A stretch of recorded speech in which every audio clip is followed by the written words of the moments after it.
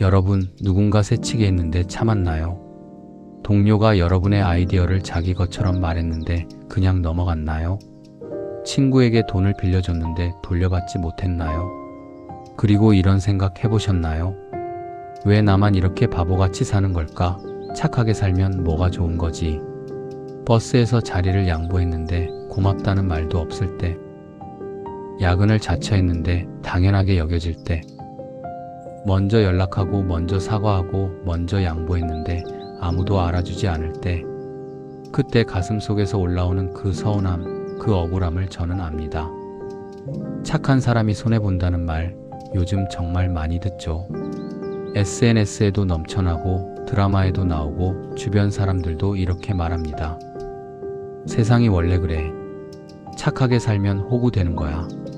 그래서 오늘은 부처님께서 2500년 전에 하셨던 말씀을 함께 들어보려고 합니다. 착하게 사는 것이 정말 손해인지 아니면 우리가 무언가를 잘못 보고 있는 건지 함께 천천히 살펴보겠습니다. 때는 부처님께서 사의성의 기원 정사에 머무르실 때였습니다. 그곳에 수다타라는 장사꾼이 살고 있었습니다. 수다타는 성실하고 정직한 사람이었습니다. 물건을 팔 때 속이지 않았고 약속한 날짜에 꼭 물건을 배달했으며 품질이 조금이라도 떨어지면 가격을 깎아주었습니다. 그는 가난한 사람들에게 외상도 주었고 때로는 어려운 이웃의 빚을 대신 갚아주기도 했습니다. 하지만 수다타의 장사는 점점 어려워졌습니다. 같은 거리에서 장사하는 다른 상인들은 물건에 모래를 섞고 저울을 속이고 값을 후려치고 외상은 절대 주지 않았습니다. 그런데 그들의 장사는 번창했습니다. 어느 날 수다타는 견디다 못해 부처님을 찾아갔습니다. 그의 얼굴에는 지친 기색이 가득했습니다. 부처님, 저는 정직하게 살려고 애써왔습니다. 거짓말하지 않고 속이지 않고 남을 도우며 살았습니다. 그런데 왜 제 삶은 이렇게 힘들까요? 제 옆 가게 주인은 손님을 속이고 품질 나쁜 물건을 비싸게 팔고 가난한 사람들을 쫓아내는데 장사가 잘 됩니다. 이게 공평한 겁니까? 부처님은 고요히 수다타를 바라보셨습니다. 그리고 부드럽게 물으셨습니다. 수다타여, 그대는 지금 무엇이 손해라고 생각하는가? 부처님, 제가 정직하게 살아서 돈을 덜 버는 것이 손해입니다. 제가 착하게 살아서 사람들이 저를 우습게 보는 것이 손해입니다. 그렇다면 수다타여, 그대 옆 가게 주인이 밤에 잠을 잘 자는가? 수다타는 잠시 생각했습니다. 글쎄요. 들어보니 그 사람은 잠을 잘 못 잔다고 합니다. 속인 손님이 찾아올까 두려워하고 소문이 퍼질까 걱정하고 사람들 눈치를 본다고 합니다. 그대는 어떤가? 저는 잠은 잘 잡니다. 그대 옆 가게 주인이 사람들과 눈을 마주칠 때 마음이 편한가? 수다타는 다시 생각했습니다. 아닙니다. 그 사람은 항상 불안해 보입니다. 뒤돌아보고 의심하고 누가 자기 비밀을 알까봐 두려워합니다. 그대는 어떤가? 저는 사람들 눈을 똑바로 볼 수 있습니다. 부처님은 잔잔하게 미소 지으셨습니다. 수다타여, 그대는 밤에 편히 잠들 수 있고 사람들 눈을 똑바로 볼 수 있으며 거울 앞에서도 부끄럽지 않네. 그것이 무엇인가? 수다타는 대답하지 못했습니다.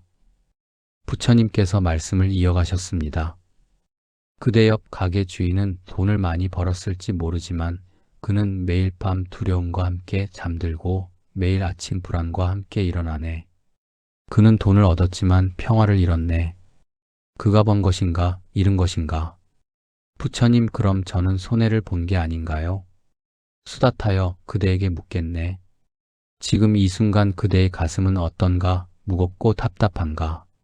네, 그렇습니다. 그 무게는 어디서 왔는가? 그대가 착하게 살아서 생긴 것인가? 아니면 다른 사람과 자신을 비교해서 생긴 것인가? 수다타는 깊은 침묵에 빠졌습니다. 그대는 정직하게 살았네. 그것은 그대가 선택한 길이네. 그런데 그대는 그 선택의 결과를 다른 사람의 성공이라는 잣대로 재고 있네. 정직의 열매를 부정직의 열매와 비교하고 있네. 사과나무는 사과를 맺고 배나무는 배를 맺는 법이네. 사과나무가 배를 보며 괴로워해야 하는가. 여러분, 우리는 매일 이렇게 살아갑니다. 친절하게 대했는데 상대방은 차갑게 반응할 때 우리는 생각합니다. 내가 바보였나? 시간을 내서 도와줬는데 감사 인사도 없을 때 우리는 생각합니다. 내가 호구인가?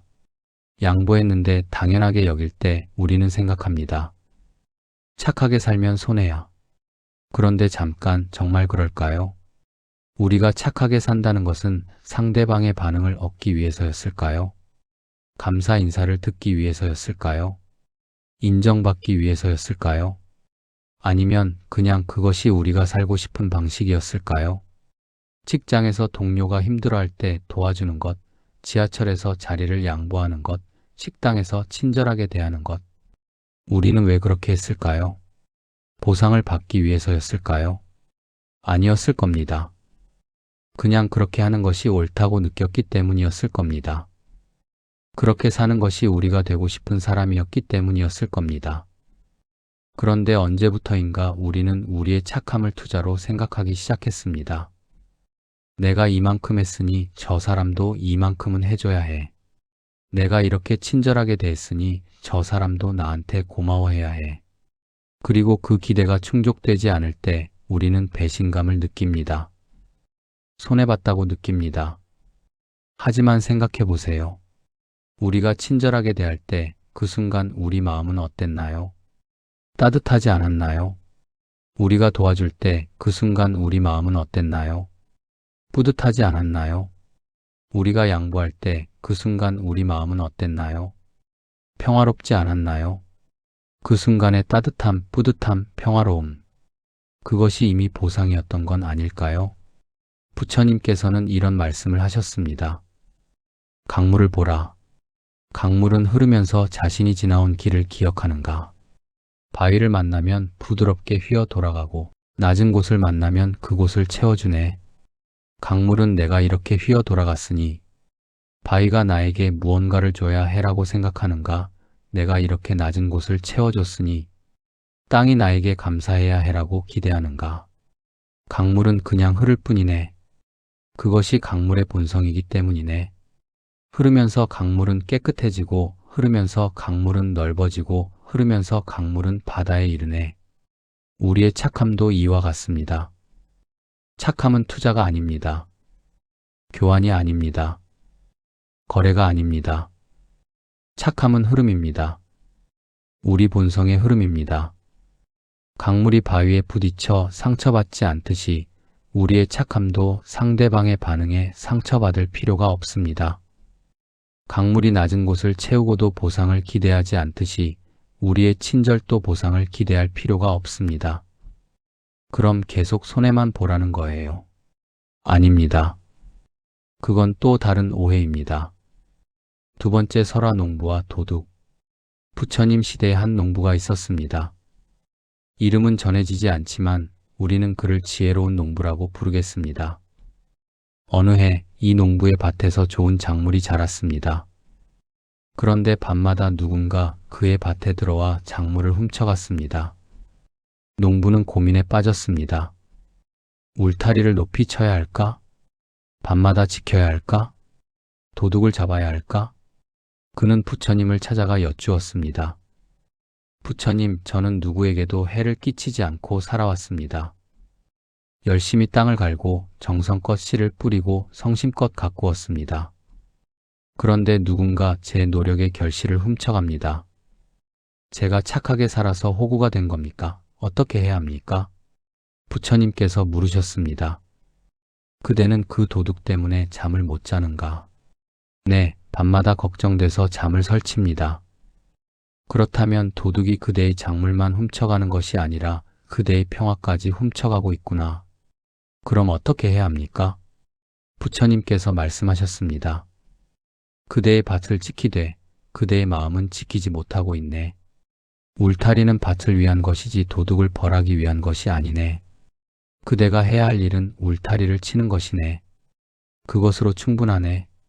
하지만 울타리를 쳐도 도둑이 넘어올 수 있습니다. 그렇다면 울타리를 더 견고하게 하면 되네. 하지만 그대가 울타리를 치는 이유가 도둑에 대한 분노 때문이라면 그 울타리는 그대 자신을 가두는 감옥이 될 것이네. 농부는 깨달았습니다. 그는 마을로 돌아가 울타리를 쳤습니다. 하지만 예전처럼 밤마다 깨어 도둑을 감시하지 않았습니다. 대신 편히 잠들었습니다. 며칠 후 마을 사람들이 그 도둑을 잡았습니다. 그는 마을의 가난한 과부였습니다. 아이들을 먹이기 위해 절박했던 그녀는 밤마다 남의 밭에서 작물을 훔쳤던 것입니다. 농부는 그녀를 보고 놀랐습니다. 그리고 부끄러웠습니다. 그는 밤마다 머릿속으로 흉악한 도둑을 그리며 분노했었는데 실제로는 굶주린 아이들의 어머니였던 것입니다. 농부는 마을 사람들에게 말했습니다. 이 사람을 벌하지 마십시오. 제가 울타리를 제대로 치지 않은 것이 잘못입니다. 그리고 그는 과부에게 말했습니다. 앞으로 필요하시면 말씀하세요. 밤에 몰래 오실 필요 없습니다. 마을 사람들은 수군거렸습니다. 저 농부는 너무 착해서 호구가 될 것이다. 하지만 신기한 일이 일어났습니다. 그 해부터 농부의 밭에서는 도둑이 사라졌습니다. 아니, 마을 전체에서 도둑이 줄어들었습니다. 과부는 다른 어려운 사람들에게 그 농부의 이야기를 했고 사람들은 서로 돕기 시작했습니다. 몇 년 후 그 농부가 아플 때 마을 사람들이 모여 그의 밭을 돌봐주었습니다. 그가 힘들 때 누군가 음식을 가져다 주었습니다. 사람들은 말했습니다. 그는 착해서 이득을 본 것이다. 하지만 농부 자신은 이렇게 말했습니다. 나는 그냥 내가 살고 싶은 방식대로 살았을 뿐입니다. 이득이나 손해를 계산하지 않았습니다. 다만 밤에 편히 잠들고 싶었고 거울을 볼 때 부끄럽지 않고 싶었습니다. 여러분, 이 이야기에서 우리가 놓치지 말아야 할 것이 있습니다. 농부는 착하게만 살지 않았습니다. 그는 울타리를 쳤습니다. 자신을 지켰습니다. 하지만 그 울타리는 분노로 쌓은 벽이 아니었습니다. 복수를 위한 함정이 아니었습니다. 그저 필요한 경계였습니다. 이것이 중요합니다. 착하게 산다는 것은 자신을 지키지 않는다는 뜻이 아닙니다. 착하게 산다는 것은 무조건 참는다는 뜻이 아닙니다. 착하게 산다는 것은 호구가 된다는 뜻이 아닙니다. 착하게 산다는 것은 지혜롭게 경계를 긋는다는 뜻입니다. 부처님의 가르침에는 자비와 함께 항상 지혜가 따라옵니다. 자비만 있고 지혜가 없으면 그것은 맹목적인 희생이 됩니다. 지혜만 있고 자비가 없으면 그것은 차가운 계산이 됩니다. 진정한 착함은 자비와 지혜가 함께하는 것입니다. 동료가 계속 일을 떠넘긴다면 도와주되 명확한 선을 긋는 것입니다. 이번에는 도와줄게요. 하지만 다음부터는 미리 계획을 세워서 진행해 주세요. 친구가 돈을 빌려달라고 할 때 빌려주되 갚을 계획을 함께 세우는 것입니다. 빌려줄게. 그런데 언제까지 갚을 수 있을까 함께 계획을 세워보자. 누군가 우리의 친절을 당연하게 여긴다면 친절하되 그 빈도를 조절하는 것입니다. 무한정 주는 것이 아니라 상대방이 스스로 설 수 있도록 돕는 것입니다. 이것이 손해보는 것일까요? 아닙니다. 이것이 진정으로 착하게 사는 것입니다. 자신을 지키면서도 다른 사람을 배려하는 것, 경계를 긋대적이 되지 않는 것, 거절하되 미워하지 않는 것, 이것이 부처님께서 말씀하신 중도입니다. 많은 사람들이 착한 사람이 손해본다고 말할 때 사실 그들이 말하는 것은 이것입니다. 경계 없이 착한 사람이 이용당한다. 지혜 없이 착한 사람이 상처받는다. 자기 돌봄 없이 착한 사람이 지친다. 이것은 맞는 말입니다. 하지만 해결책은 착함을 버리는 것이 아닙니다. 지혜를 더하는 것입니다. 부처님께서는 이렇게 말씀하셨습니다. 바보 같은 자비는 자비가 아니네. 그것은 자신과 타인 모두를 해치는 것이네. 진정한 자비는 지혜와 함께 가네. 직장에서 상사가 불합리한 요구를 할 때 무조건 수용하는 것은 착함이 아닙니다. 그것은 자기 파괴입니다. 대신 이렇게 말할 수 있습니다. 이 일은 제가 맡은 업무 범위를 넘어서는 것 같습니다. 우선순위를 다시 조정해야 할 것 같은데 함께 논의할 수 있을까요? 친구가 계속 하소연만 하고 조언은 듣지 않을 때 계속 들어주는 것만이 친절은 아닙니다. 대신 이렇게 말할 수 있습니다. 내 이야기 들으니 정말 힘들겠다. 그런데 내가 조언해도 괜찮을까? 아니면 그냥 들어주기만 하면 될까? 가족이 우리의 희생을 당연하게 여길 때 계속 희생하는 것이 사랑은 아닙니다. 대신 이렇게 말할 수 있습니다. 나도 힘들 때가 있어. 우리 서로 돌봐주면 좋겠어. 이것이 손해일까요? 오히려 이것이 모두를 위한 길입니다. 우리가 우리 자신을 돌보지 않으면 결국 타인도 제대로 돌볼 수 없습니다. 고갈된 샘에서는 물이 나오지 않습니다. 오늘 우리는 부처님의 말씀을 통해 이것을 배웠습니다. 착하게 사는 것은 손해가 아닙니다. 다만 우리가 착함의 의미를 오해하고 있었을 뿐입니다. 진정한 착함은 자기 파괴가 아닙니다. 진정한 착함은 무한한 희생이 아닙니다. 진정한 착함은 지혜롭게 자신을 지키면서 타인을 배려하는 것입니다. 여러분, 오늘 하루 이렇게 살아보는 건 어떨까요? 친절하되 필요하면 경계를 긋는 것, 도와주되 스스로를 잃지 않는 것, 이해하되 이용당하지 않는 것. 이것은 어려운 일이 아닙니다. 복잡한 철학도 아닙니다. 그저 우리 자신의 마음소리에 귀 기울이는 것입니다. 지금 내가 하는 이 일이 나를 지치게 하는가? 아니면 나를 평화롭게 하는가? 지금 내가 하는 이 선택이 분노에서 나온 것인가? 아니면 자비에서 나온 것인가? 지금 내가 세우는 이 경계가 상대를 공격하기 위한 것인가? 아니면 나를 지키기 위한 것인가? 이 질문들에 솔직하게 답하다 보면 우리는 자연스럽게 길을 찾게 됩니다. 착하게 살되 현명하게 사는 길을 말입니다. 그리고 그 길 위에서 우리는 발견하게 될 것입니다. 밤에 편히 잠들 수 있다는 것이 얼마나 큰 축복인지, 거울 앞에 서서 부끄럽지 않다는 것이 얼마나 큰 자유인지, 사람들의 눈을 똑바로 볼 수 있다는 것이 얼마나 큰 힘인지, 이것을 손해라고 부를 수 있을까요? 아닙니다. 이것이야말로 진정한 이득입니다. 돈으로 살 수 없고 권력으로 얻을 수 없는 오직 우리의 선택으로만 얻을 수 있는 진정한 부입니다. 부처님 시대 어느 마을에 두 형제가 살았습니다. 형은 마음이 너그러웠습니다. 누가 부탁하면 거절하지 못했고 어려운 사람을 보면 그냥 지나치지 못했습니다. 동생은 그런 형을 보며 답답해했습니다. 형님, 그렇게 살면 안 됩니다. 세상 사람들이 형님을 이용합니다. 괜찮다. 나는 그냥 내가 할 수 있는 걸 할 뿐이야. 시간이 흘렀습니다. 형은 가진 것이 별로 없었습니다.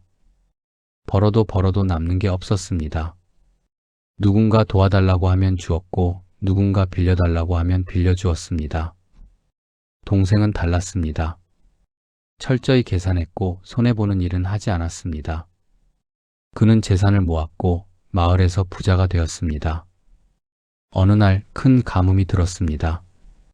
동생의 창고에는 곡식이 가득했지만 그는 비싼 값을 받고 팔았습니다. 이것도 장사다. 수요와 공급의 법칙이다. 그는 생각했습니다. 형은 가진 게 별로 없었지만 이웃들과 나눴습니다. 가뭄이 심해지자 마을 사람들이 동생을 찾아왔습니다. 제발 곡식을 좀 나눠주십시오. 아이들이 굶고 있습니다. 돈을 내시오. 나도 장사를 해야 하니까. 하지만 우리에게 돈이 없습니다. 그럼 담보를 잡겠소. 사람들은 땅 문서를 내놓았고 농기구를 내놓았고 심지어 집 문서까지 내놓았습니다. 동생은 더 많은 재산을 얻었습니다. 그런데 어느 날 밤 동생은 잠을 이룰 수 없었습니다. 창밖에서 들려오는 아이들의 울음소리, 마을 사람들의 한숨소리, 그것이 그의 귓가에 맴돌았습니다. 그는 생각했습니다. 나는 정당하게 장사를 했다. 나는 잘못한 게 없다. 하지만 잠은 오지 않았습니다. 반면 형은 아무것도 없었지만 편히 잠들었습니다. 가뭄이 끝난 후 마을 사람들은 서서히 회복했습니다. 그들은 동생에게 빚을 갚았고 담보로 잡힌 것들을 되찾았습니다. 하지만 달라진 것이 있었습니다. 사람들은 동생을 피했습니다. 필요한 일이 있어도 동생을 찾지 않았습니다. 그와 눈을 마주치면 시선을 돌렸습니다. 동생은 부자가 되었지만 혼자였습니다. 반면 형에게는 늘 사람들이 찾아왔습니다. 웃음소리가 끊이지 않았습니다. 형이 아플 때 사람들이 달려왔고 형이 힘들 때 사람들이 도왔습니다. 어느 날 동생이 형에게 물었습니다. 형님은 후회하지 않으십니까? 형님은 아무것도 모으지 못했습니다. 나는 이렇게 많은 재산을 모았는데. 형이 대답했습니다. 동생아, 나는 다른 것을 모았단다. 내가 볼 수 없는 것을 말이야. 그게 뭡니까?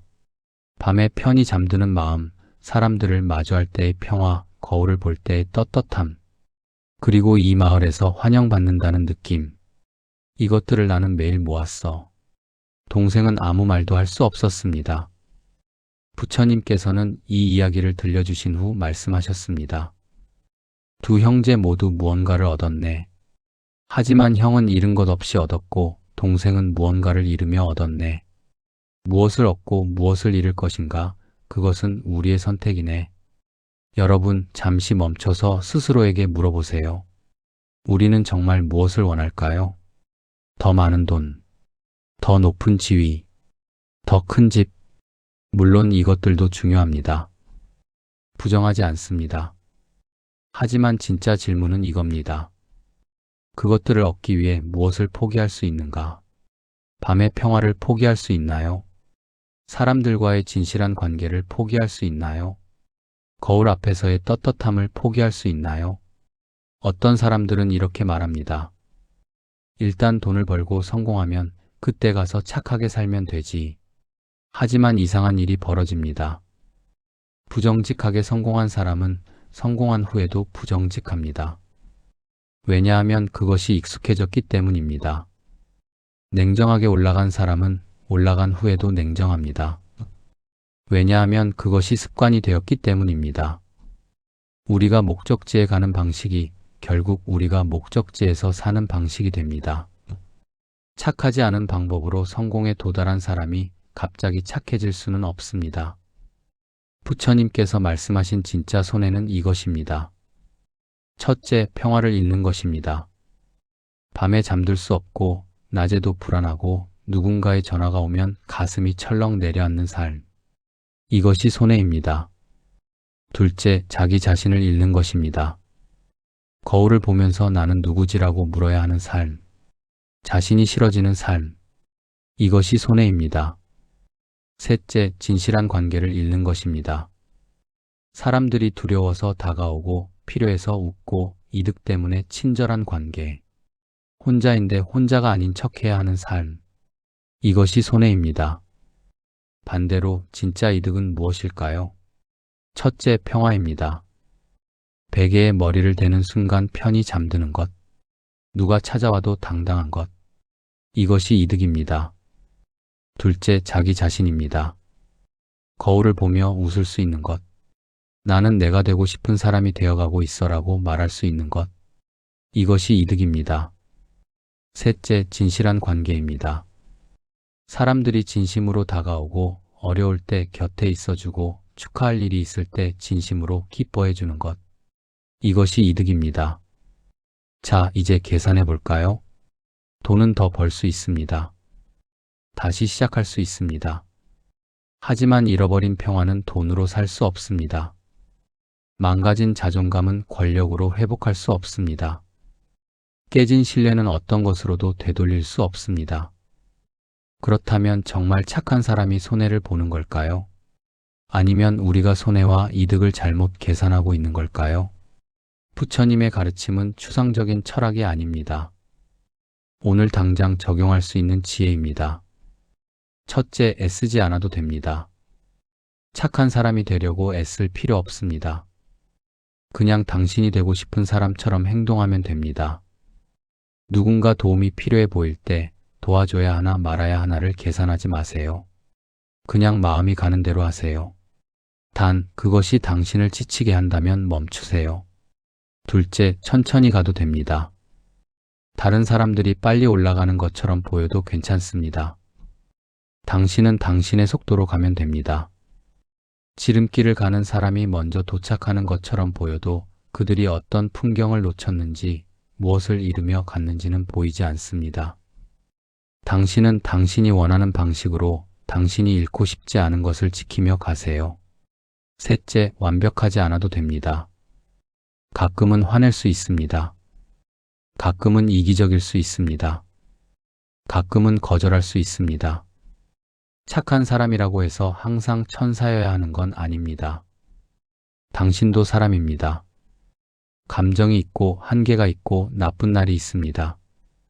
그것도 괜찮습니다. 넷째, 경계를 긋는 연습을 하세요. 미안하지만 이번엔 어려울 것 같아. 도와주고 싶지만 지금은 내가 할 수 있는 상황이 아니야.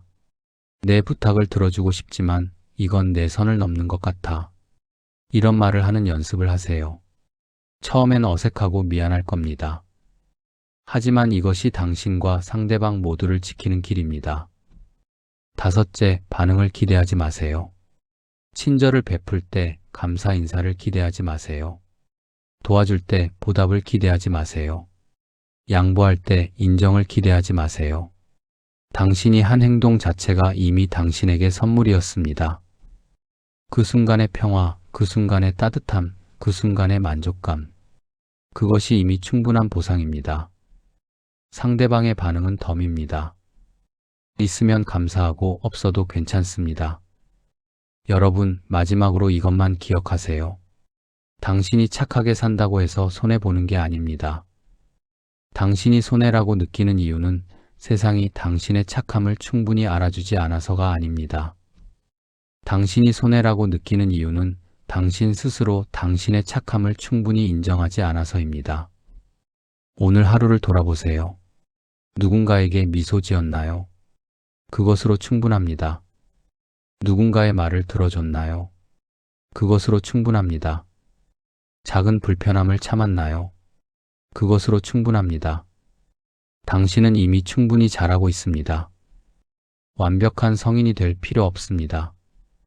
그냥 조금 더 나은 사람이 되려고 노력하는 것, 그것으로 충분합니다. 밤에 잠들 때 스스로에게 물어보세요. 오늘 나는 내가 되고 싶은 사람처럼 살았나? 만약 대답이 그렇다라면 당신은 이미 성공한 겁니다. 다른 사람이 더 많이 벌었든, 더 높이 올라갔든, 더 빨리 갔든, 그것은 중요하지 않습니다. 당신은 당신의 길을 걷고 있고, 당신이 잃고 싶지 않은 것들을 지키며 가고 있고, 당신이 되고 싶은 사람이 되어가고 있습니다. 그것이 진짜 승리입니다. 부처님께서는 말씀하셨습니다. 세상을 이기는 것보다 자기 자신을 이기는 것이 더 어렵네. 하지만 자기 자신을 이긴 사람은 아무도 그의 승리를 빼앗을 수 없네. 당신이 착하게 살기로 선택했다면 당신은 이미 가장 어려운 싸움에서 이기고 있는 겁니다. 다른 사람의 인정이 없어도, 세상에 박수가 없어도, 눈에 보이는 보상이 없어도 당신은 이미 이기고 있습니다. 오늘 밤 편히 잠드세요. 당신은 손해본 게 아닙니다. 당신은 당신이 지키고 싶은 것들을 지키며 살고 있습니다. 그리고 그것이 이 세상에서 가장 큰 부입니다. 내일도 모레도 당신이 되고 싶은 사람처럼 사세요. 천천히 가도 괜찮습니다. 완벽하지 않아도 괜찮습니다. 당신은 이미 충분히 잘하고 있습니다. 부처님의 평화가 당신과 함께하기를.